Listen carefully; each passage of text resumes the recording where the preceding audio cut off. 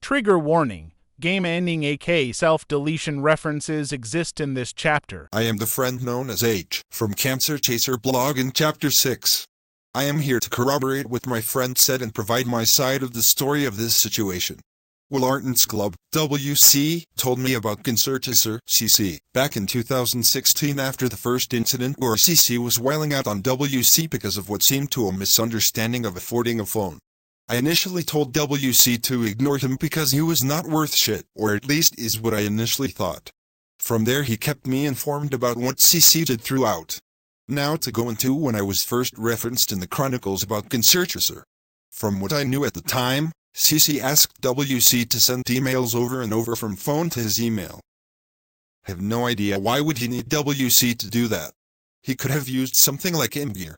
Given that CC had a phone that was not a smartphone based on what I was told, it would probably be impossible. Of course, trying to make simple suggestions to him like this is enough to make CC go into a hair-triggering temper tantrum, so there is no use to try to convince him to upgrade. It was 2016, being up to date shouldn't be too hard. You can even get refurbished smartphones for a fraction of full retail price. My parents have the latest phones, and they are older than CC by decades. Why did CC chose WC instead of other friends for these favors is beyond me. So he asked and asked and asked WC to send him these pics over and over. WC complied with generosity. WC likes to please his friends. He has pleased me multiple times. He also tries to be the best person he can be. Needless to say, CC took advantage of him. So when it came time for CC returned the favor, he was resistant initially. When he finally did start playing, he did until after half of the game was over. The game was Spring Breeze from Kirby's Superstar on Super Nintendo. Did you know that Spring Breeze is a remake of the original Kirby's Dream Land on Game Boy with a missing level and boss? So CC did not even bother finishing such a short abridged game. That betrayal was just foul play on CC's end. Then CC would later use WC's insecurities to gain him back and asked for more favors. WC then approached me on rethinking the situation. I initially thought that he probably did not like the game and was bored. I made a suggestion to pick a game that has much less interaction, like some touchscreen DS or 3DS game. WC brought up Our Touched, so I thought would be a good choice there. My reasoning is that CC probably has no real interest in video games. I have heard that he has played Super Mario Bros. 3 growing up, which makes me realize that CC is a very casual non-gamer person. Reading the situation in question at Chapter 5 reveals that CC had been simply holding the controller or the direction pad in the upper right corner and seemingly pressed no buttons, which means he was faking interest and had no intention at all to return the favor. He really should have said that he had no interest in playing video games. He was lying to manipulate WC, which comes to no surprise that CC refused to play Our Touched when asked. He cannot play easy games. He cannot play very simple games. But he would lie about having an interest only for him to evade that with excuses. With friends like these, who needs bullies? The next time I was involved was when WC was having his panic attack resulting from personal issues that are stated in Chapter 6. I have received certain pictures that hinted that he was contemplating suicide. Being under vacation time from my job, I decided to actually come see WC to check up on him myself. When I saw him, he was sitting on a couch. When he saw me, he was excited to see me. I asked if he took any of the pills or hurt himself. He told me that he gave himself more time to think about it. Perhaps to think about the people that love him.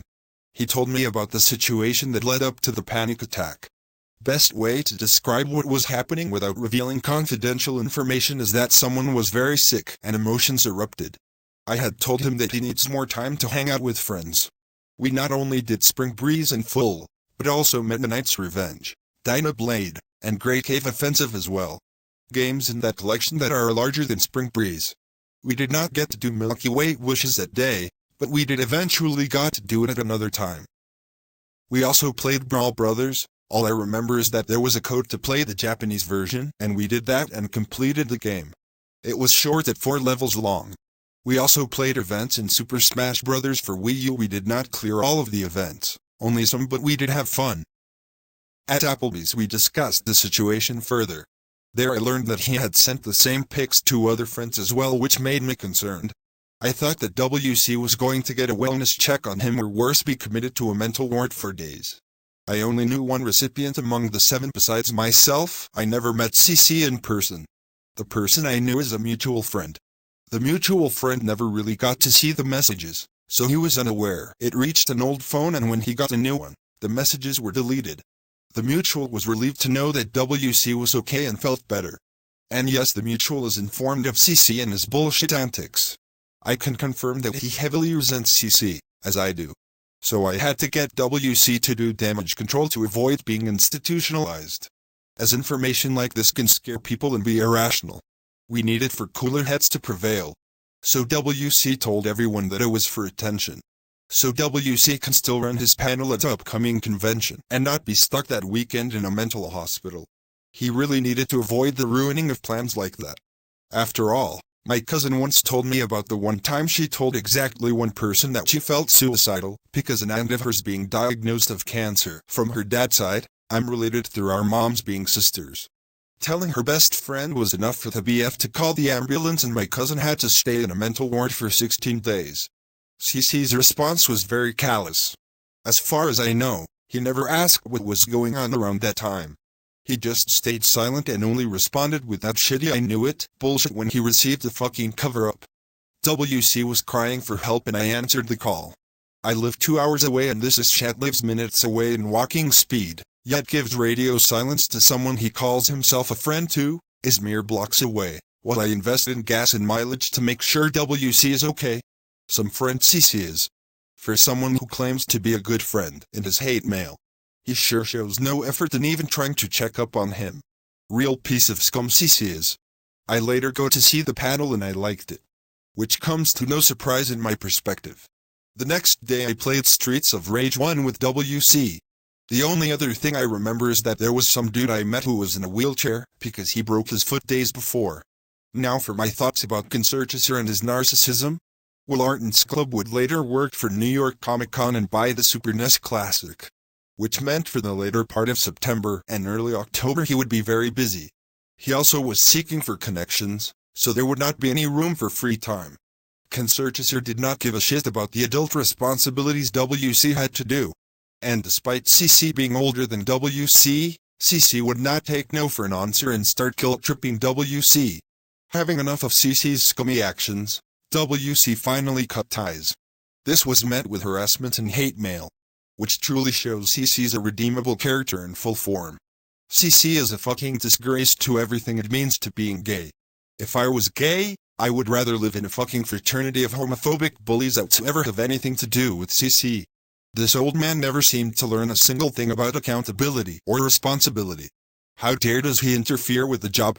What gives him the right to call his target for the simple reason to give expletives to him? On his emails.